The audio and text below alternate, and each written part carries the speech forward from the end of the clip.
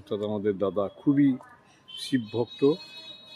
খুবই মনে হলো ওনার একটা ছবি করি, ভিডিও করি, তাই এই উনি জল দিচ্ছেন, শিবের মাথায় জল দিচ্ছেন সুন্দরভাবে। ডেলি দৈনন্দিন উনি এই কাজটা করেন এবং আমার খুবই ভালো লাগে। শিবের মাথায় জল দিয়ে এখন উনি পুজো করবেন।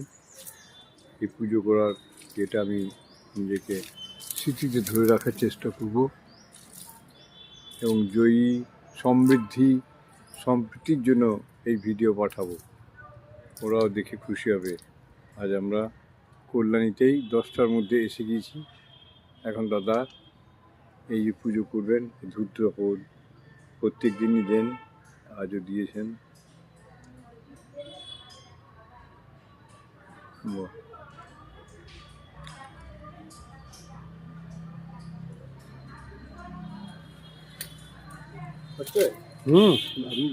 করে যাচ্ছে, ঠিক উঠে যাচ্ছে।